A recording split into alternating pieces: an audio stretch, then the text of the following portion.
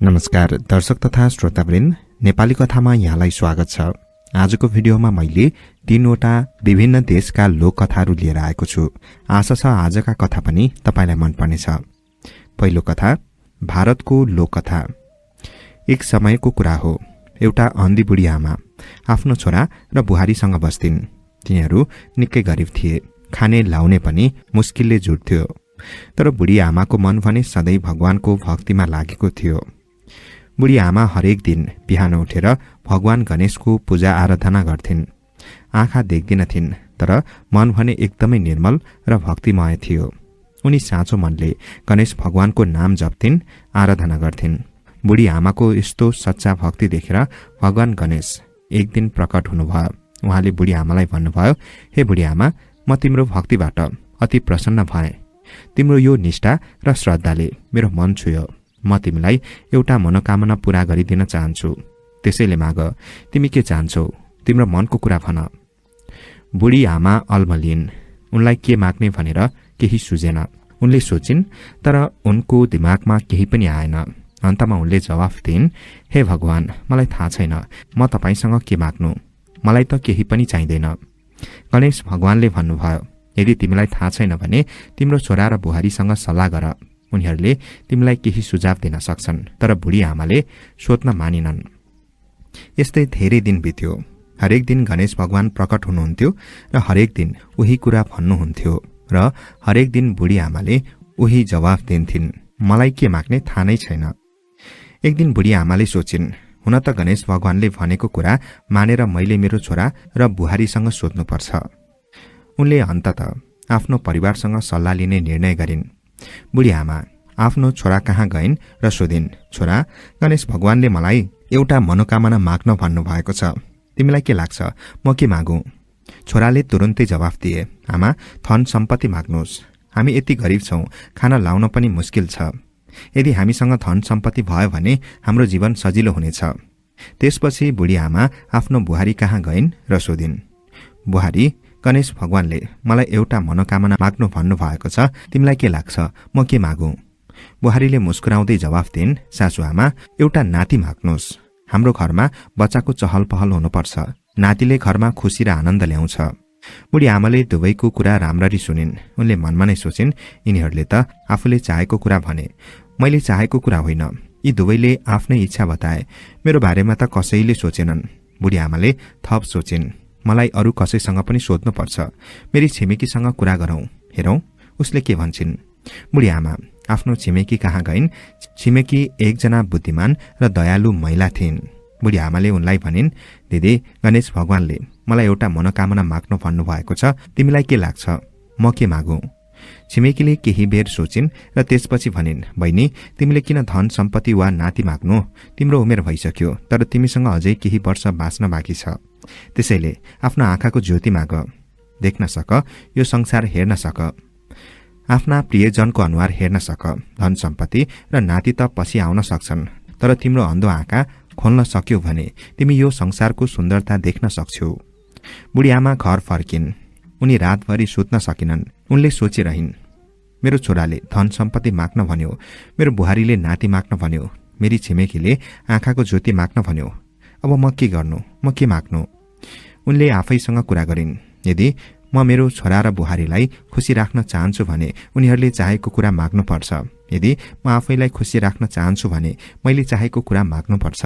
तर 3वटा इच्छा छन् र म एक मात्र माग्न सक्छु। के गर्नु, धन सम्पत्ति, नाति कि मेरो आँखाको ज्योति? बुढी आमाले रातभरि यही कुरा सोचिरहिन्। बिहान भयो, सबै उठे। दिन सुरु भयो। अर्को दिन फेरि गणेश भगवान प्रकट हुनुभयो। उहाँले सधैँझै भन्नुभयो, बुढी आमा, अब माग, मलाई भन, तिमी के चाहन्छौ? यसपटक बुढी आमाले आफ्नो मन बनाइसकेकी थिइन्। उनलाई ठ्याक्कै थाहा थियो उनले के माग्ने। उनले हाँस्दै जवाफ दिइन्, हे गणेश भगवान, म मेरो नातिलाई सुनको कचौराबाट दूध पिउँदै गरेको हेर्न चाहन्छु। मलाई त्यो दिनुहोस्। गणेश भगवान ठूलो स्वरमा हाँस्नुभयो। उहाँले भन्नुभयो, अहो बुढी आमा, तिमीले त मलाई छक्क पारिदियौ। तिमीले त धूर्तताका साथ सबै कुरा माग्यौ। तिमीले मलाई चलाखीपूर्वक एउटै मागभित्र 3वटा इच्छा माग्यौ। भगवानले व्याख्या गर्नुभयो, हेर, मेरो नातिलाई हेर्न चाहन्छु भनेर तिमीले आफ्नो आँखाको ज्योति मागेकी छौ। नाति भनेर तिमीले आफ्नो बुहारीको इच्छा पनि पूरा गरेकी छौ र सुनको कचौरा भनेर तिमीले धन सम्पत्ति मागेकी छौ। तिमीले एउटै वाक्यमा तीनैवटा इच्छा समेटेकी छौ। गणेश भगवानले थपे, तर वचन त वचन हो। मैले तिमीलाई एउटा इच्छा पूरा गर्ने वचन दिएको थिएँ। तिमीले चलाखीपूर्वक माग्यौ भने पनि तिमीले तीनवटा अलग अलग इच्छा मागेकी छौ। तिमीले एउटै इच्छा मागेकी छौ जसमा सबै समावेश छ। त्यसैले तिमीले मागेका कुरा पाउनेछौ। र त्यसरी नै भयो। गणेश भगवानले बुढी आमालाई उनको इच्छा पूरा गरिदिनु भयो। बुढी आमाले आफ्नो आँखाको ज्योति पाइन्। उनले फेरि देख्न सकिन्। उनको घरमा एक सुन्दर नाति जन्मियो र उनीहरूको घरमा प्रशस्त धन सम्पत्ति आयो, सुनको भाँडा कुडा सहित। बुढी आमा आफ्नो नातिलाई काखमा लिएर बस्थिन्। नातिले सुनको कचौराबाट दूध पिउँथे र बुढी आमा त्यो दृश्य हेरेर खुसीले फुलिरहन्थिन्। उनका छोरा र बुहारी पनि अति प्रसन्न भए। तीनैजनाको इच्छा, बुढी आमाको, उनको छोराको र उनको बुहारीको सबै इच्छा पूरा भयो। र यो सबै भयो बुढी आमाको बुद्धिमत्ता र चलाखीको कारणले। बुढी आमाले हामीलाई सिकाइन् कि कहिलेकाहीँ हामीले सबैको भलाइको बारेमा सोच्नुपर्छ। यदि हामीले बुद्धिमत्तापूर्वक सोच्यौं भने हामी सबैलाई खुसी बनाउन सक्छौं। बुढी आमाले आफ्नो चतुराई र सबैप्रति भएको माया देखाइन्। त्यस दिनदेखि उनीहरूको जीवन सुखमय भयो। घरमा सुख शान्ति छायो र बुढी आमा हरेक दिन गणेश भगवानको धन्यवाद दिँदै आफ्नो नातिलाई हेरेर सन्तुष्ट र खुसी भइरहन्थिन्। बुद्धिमत्ता र चतुराईले हामी सबैको भलाइ गर्न सक्छौं। एउटै निर्णयले धेरैलाई खुसी बनाउन सकिन्छ यदि हामीले सोच विचार गरेर काम गर्यौं भने। दर्शक तथा श्रोतावृन्द, लागौं अर्को कथातर्फ। कथा रहेको छ युक्रेनको लोककथा। पुनर्लेखन रोहिणी चौधरी। एक दिनको कुरा हो। एउटा धनी जमिनदार थिए। उनीसँग जंगलहरू, खेतहरू, फार्महरू र घाँसे मैदानहरू थिए। उनको जमिनमा सयौं गरिब किसानहरू काम गर्थे। ती किसानहरू पुरुष र महिला दुवै थिए, जससँग आफ्नै जमिन थिएन र उनीहरू जमिनदारमै निर्भर भएर जीविका चलाउँथे। ती किसानहरू दिनभरि खेतमा पसिना बगाउँथे, तर उनीहरूको जीवन कष्टपूर्ण थियो। जमिनदार भने घमण्डी र अहंकारी मान्छे थिए। उनी आफ्नो धन सम्पत्तिमा धेरै गर्व गर्थे। किसानहरूसँग उनको कुनै सरोकार थिएन। ती फोहोरी र गरिब छन्, माटोको गन्ध आउँछ भनेर उनी नाक खुम्चाउँथे र घृणा गर्थे। कुनै पनि किसानलाई आफ्नो नजिक आउन दिँदैन थिए। उनको लागि किसानहरू केवल काम गर्ने औजार मात्र थिए, मान्छे होइनन्। एक साँझ जमिनदारको खेतमा लामो दिन काम गरेपछि केही किसानहरू आफ्ना झुपडीहरू बाहिर बसेर गफ गर्दै थिए। उनीहरूले यताउता कुरा गरे र छिट्टै कुरा जमिनदारतिर मोडियो। कसरी उनी कसैलाई पनि नजिक आउन दिँदैनथे भन्ने बारेमा। हिजो नजिकबाट देखे। एकजना मान्छेले भन्यो, म त खेतमा काम गर्दै थिएँ। उनी घोडामा चढेर गए। हो, अर्को दिन म तरकारीको बोरा बोकेर घरतिर गएको थिएँ। उनी झ्यालमा उभिएका थिए। अर्काले भन्यो, त्यसमा केही ठूला कुरा छ र? तेस्रो किसानले हाँस्दै भन्यो, उनी सबैभन्दा गरिब थिए। कोही पनि घोडामा वा झ्यालबाट जमिनदारलाई हेर्न सक्छ। यदि म चाहन्छु भने म उनको घरमा उनीसँगै बसेर खाना खान सक्छु। हा, अरूहरूले हाँस्दै भने, उनको घरमा उनीसँगै खाना खाने तिमीले कहिले गर्न सक्दैनौ। तिमीलाई देख्ने बित्तिकै सेवकहरू लखेट्न लगाउँछन् र उनीहरूले उनलाई झुटो बोलेको भनेर हाँस्न थाले। म झुट बोल्दिन, तेस्रो किसानले भन्यो। मैले चाहे भने जमिनदारसँग खाना खान सक्छु। ठिक छ त, अरूहरूले कराए। यदि तिमी उनको घरमा उनीसँगै बसेर खाना खान सक्यौ भने हामी तिमीलाई 3 बोरा गहुँ र 2 वटा गोरु दिन्छौं। यदि सकेनौ भने 1 वर्षसम्म हामी जे भन्छौं त्यो गर्नुपर्छ। तब त गहुँ र गोरुहरू तयार राख। तेस्रो किसानले भन्यो, भोलि म जमिनदारसँग खाना खान्छु। भोलिपल्ट दिउँसोको समयमा जमिनदारको खाना खाने बेला नजिकै थियो। किसान उनको घरतिर हिँडे। जमिनदारको सेवकले उनलाई आउँदै गरेको देखे र लखेट्न दौडिए। पर्ख पर्ख किसान करायो, मसँग तिम्रो मालिकको लागि राम्रो खबर छ। के हो, हामीलाई भन। हामी उनलाई भन्छौं। सेवकले भने, होइन, म तिमीहरूलाई भन्न सक्दिन, यो जमिनदारको लागि मात्र हो। किसानले जवाफ दिए। सेवकहरू दौडिएर मालिक कहाँ गए र किसानले भनेको कुरा सुनाए। किसानले मसँग केही माग्न आएको होइन, तर राम्रो खबर छ भनेको छ। जमिनदारले सोचे, सायद उपयोगी कुरा हो जसले मलाई अझ धनी बनाउँछ। म उनलाई बोलाउँछु। र उनले सेवकलाई किसानलाई भित्र ल्याउन आदेश दिए। सेवकले किसानलाई घरभित्र लगे र जमिनदार कहाँ राखे। जमिनदारले उनलाई घृणाले हेरे र सोधे, तिमीसँग मेरो लागि के राम्रो खबर छ? किसानले सेवकतिर हेरेर भने, यो कुरा मैले तपाईलाई मात्र भन्ने हो मालिक। जमिनदारले भौँ तेर्साए। तर अब उनी जिज्ञासु भए, यो किसानसँग यति गोप्य र महत्वपूर्ण कुरा के थियो? उनले सेवकलाई एक्लै छोड्न आदेश दिए। किसानले एक्लै भएपछि अगाडि झुके र कानी खुसी गरे, भनौ न मालिक, घोडाको टाउको जत्रो सुनको टुक्राको मूल्य कति हुन्छ? जमिनदारले उनलाई हेरे, किन सोध्दैछौ यो? किसानले पछाडि फर्केर हेरे कि कोही छैन भनेर र फेरि बोले, मेरा कारणहरू छन्। यो सुन्दा जमिनदारलाई धेरै जिज्ञासा लाग्यो, किन एउटा गरिब किसान फाटेको लुगा लगाएको र खेतको गन्ध आएको मान्छेले सुनको मूल्य सोध्छ? उसँग त सुन बेच्ने पनि छैन, वा छ? सायद उसले गाडिएको खजाना भेट्टाएको छ। हो, जमिनदारले सोचे, त्यही हुनुपर्छ र यो गोप्य राख्न चाहन्छ। म उनको गोप्य थाहा पाउँछु। उनी जमिनदार हुन्, यो त गरिब किसान मात्र हो। जमिनदारले मायालु स्वरमा भने, भन न, किन सुनको मूल्य जान्न चाहन्छौ? किसानले दुखी अनुहार बनाएर सास फेरे, यदि तपाईँ भन्न चाहनुहुन्न भने म जान्छु र अरूलाई सोध्छु। अब जान्छु, किनकि मेरो खाना खाने समय भएको छ। जमिनदारको आँखा लोभले चम्कियो। यो मान्छेलाई जान दिनुहुन्न, त्यो सुन ऊ आफैलाई चाहिएको थियो। उनले सकेसम्म मिठो स्वरमा भने, किन घरमा खाना खान हतार गर्छौ? म पनि खाना खाँदैछु, किन मसँगै खाँदैनौ? र सेवकहरूलाई बोलाएर टेबल तयार पार्न आदेश दिए। भान्सेलाई भन, सबैभन्दा राम्रा परिकारहरू पकाओस् र मेरो सबैभन्दा महँगो भाँडा निकालोस्। उनले आदेश दिए। मेरो प्यारो साथीलाई सबैभन्दा राम्रो दिनुपर्छ। सेवकले तुरुन्तै टेबल तयार पारे र किसान र मालिकलाई सबैभन्दा राम्रा खाना र पेय पदार्थ दिए। जमिनदारले किसानलाई सम्मानित पाए जस्तै हेरे। उनको प्लेटमा खाना थुपारेर गिलास खाली हुन दिएनन्। खाऊ र पेटभरि खाऊ मेरो प्यारो साथी, जमिनदारले भने।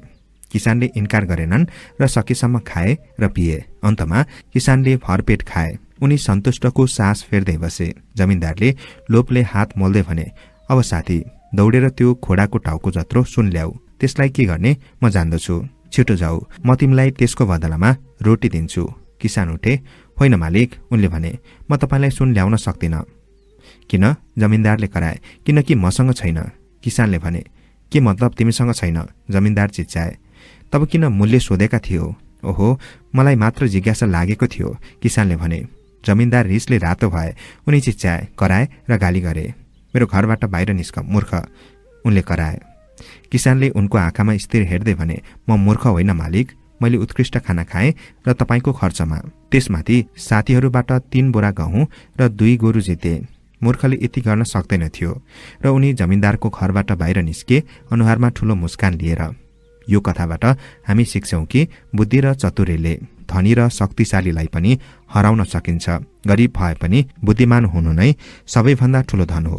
किसानको यो चालले जमिनदारको घमण्ड तोड्यो र आफ्नो जित हासिल गर्यो। यस्ता लोककथाहरूले हामीलाई सधैँ सकारात्मक सोच्न प्रेरित गर्छन्। दर्शक तथा श्रोतावृन्द, लागौं आजको लागि अन्तिम कथातर्फ। यो चिनिया लोककथा रहेको छ। कथाको शीर्षक आकाशमा एउटै खाम। धेरै धेरै पुरानो कुरा हो। चीन देशमा तीसुन नामका एक सम्राट बस्थे। उनी अत्यन्तै शक्तिशाली र बुद्धिमान थिए। तीसुनका 2 रानी थिए, एक चन्द्रमाकी आमा र अर्को खामकी आमा। चन्द्रमाकी आमाका 12 छोरी थिए। 12वटा चन्द्रमा। ती 12 चन्द्रमा दिदीबहिनी आपसमा निकै मेलमिलाप गरेर बस्ने गर्थे। उनीहरू कहिल्यै झगडा गर्दैनथे। प्रत्येक महिनामा एक चन्द्रमा रातको आकाशमा चम्किन्थे, त्यसपछि अर्को महिनामा अर्को चन्द्रमा। यसरी बराबरी सबै चन्द्रमाले आफ्नो पालो पूरा गर्थे र 12 महिनामा फेरि नयाँ चक्र सुरु हुन्थ्यो। आज पनि हामीले रातको आकाशमा हेर्दा हरेक महिनामा फरक फरक चन्द्रमा देख्न सक्छौं। यही नै ती पुराना चन्द्र दिदीबहिनीहरूको अनुशासनको कथा हो। तर घामका कुरा फरक थिए। घामकी आमाका 10 छोराहरू थिए, 10 जना घामहरू। ती 10 भाइहरू दिनको समयमा आकाशमा चम्किन्थे। प्रत्येक बिहान उनकी आमाले उनलाई पूर्वको छेउमा पर्ने याङकु नामको प्रकाशको उपत्यकामा लैजाने गर्थिन्। त्यहाँ एउटा चम्किलो ताल र एउटा अति ठूलो रुख थियो, जसको नाम थियो फुसाङ। त्यो एउटा विशाल ढुङ्गा जस्तो मुडा भएको ठूलो तोकको रुख थियो, जसका हाँगाहरू आकाशसम्म पुगेका थिए। हरेक बिहान घामकी आमाले आफ्ना छोराहरूलाई त्यो चम्किलो तालमा नुहाउन लगाउँथिन्। नुहाएपछि ती घामहरू फुसाङको विशाल रुख चढ्न सुरु गर्थे। रुखको तल्लो हाँगासम्म पुगेपछि 9 जना भाइहरू त्यही बस्ने गर्थे र जसको पालो हुन्थ्यो उसले माथिल्लो हाँगा हुँदै आकाशतिर चढ्थ्यो। रुखको सर्वोच्च हाँगामा पुग्दा उनकी आमा सुनको रथ लिएर पर्खिरहेकी हुन्थिन्। त्यो रथलाई ड्रागनहरूले तान्ने गर्थे। आमाले घामलाई त्यो सुनको रथमा चढाउँथिन् र त्यसपछि दुवै आकाश पार गरेर पश्चिमतिर यात्रा गर्थे। उनको साथमा बिहानदेखि साँझसम्मको यात्रा चल्थ्यो, जसले संसारमा उज्यालो, तातो र जीवन ल्याउँथ्यो। साँझ पर्न साथ उनीहरू पश्चिमको छेउमा पुग्थे, जहाँ येन्सु भन्ने अग्लो डाँडामा आराम गर्ने ठाउँ थियो। घामकी आमाले ड्रागनहरूलाई बिसाउने गर्थिन्। उनीहरू पंख फैलाएर विश्राम गर्थे। पूर्वपट्टि जस्तो फुसाङ रुख थियो, त्यस्तै पश्चिमपट्टि अर्को विशाल रुख हुन्थ्यो, जो भन्ने नामको। जो रुखका हाँगाहरू पनि आकाशसम्म पुग्थे र रातमा त्यसमा रातो रातो फूलहरू फुल्थे।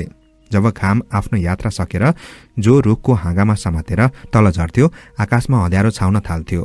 ती रातो फूलहरू झिलिमिली चम्कन्थे। तिनै आज हामीले रातमा देख्ने ताराहरू हुन्। भोलिपल्ट फेरि अर्को घामको पालो आउँथ्यो। यसरी 10 घामहरू पालो पालो आकाश पार गर्थे र हजारौं वर्षसम्म संसारमा शान्ति, समृद्धि र सन्तुलन रह्यो। बालीहरू राम्रो फल्थे। जनजीवन सुखी र सन्तुष्ट थियो। तर एक दिन ती 10 घामहरू बीचमा झगडा भयो। एक घामले भन्यो, आज म आकाश पार गर्न चाहन्छु। अर्कोले भन्यो, आज मेरो पालो हो। तेस्रोले ती दुवैलाई पन्छ्याएर माथिल्लो हाँगामा चढ्न थाल्यो अनि अरू घामहरू पनि रिसाएर एकैचोटि माथि उक्लिए। त्यो दिन 10 घाम एकैसाथ आकाशमा निस्किए। आकाश डढ्न थाल्यो, धरती बल्न थाल्यो, जंगलहरूमा आगो लाग्यो, खोला नाला सुक्न थाले, बालीहरू नष्ट भए र मानिसहरू तातो र तिर्खाहरूबाट मर्न थाले। मान्छेहरू रोए, प्रार्थना गरे, तर घाम त एक्ला एक्लै हट्टी बच्चा जस्तै थिए। कसैले पनि कसैलाई मौका दिन चाहेन। अन्ततः घामकी आमाले आफ्नो श्रीमान सम्राट तिसुनलाई सहयोग मागिन्। सम्राटले गहिरो सोच गरे र एक वीर धनुर्धरलाई बोलाए। उनले उसलाई एउटा जादुको धनुष दिए र आदेश दिए, ती 10 मध्ये 9 घामलाई तल झार। यी महान धनुर्धारीले आज्ञा माने। उनले एक एक गरी 9 घामलाई निशाना बनाएर खसालिदिए। अन्तमा आकाशमा केवल एउटा घाम बाँकी रह्यो, जुन आज पनि हामी देख्छौं। त्यसैकारण आज हाम्रो संसारमा केवल एउटै घाम छ। खसेका ती 9 घामहरू कालो काग बने। हरेक बिहान ती कागहरू कर्कश स्वरमा बोल्छन् र आफ्नो भाइ 10औं घामलाई बोलाउँछन्। जब ऊ फुसाङ रुखको हाँगामा चढ्दै आकाशमा पुग्छ, आज पनि बिहान सूर्योदयको बेला कागको आवाज सुन्दा लाग्छ। ती पुराना 9 घामहरू आफ्ना भाइलाई शुभकामना दिँदै बोलाइरहेका छन्। दर्शक तथा श्रोतावृन्द, यो सँगै आजका सम्पूर्ण कथाहरू सकिएका छन्। तपाईलाई आजका कथाहरू के कस्ता लागे कृपया कमेन्टमा उल्लेख गर्नुहोला भन्दै आजको कथा बसाइबाट म कथावाचक जमिन राईलाई बिदा दिनुहोस्। नमस्कार।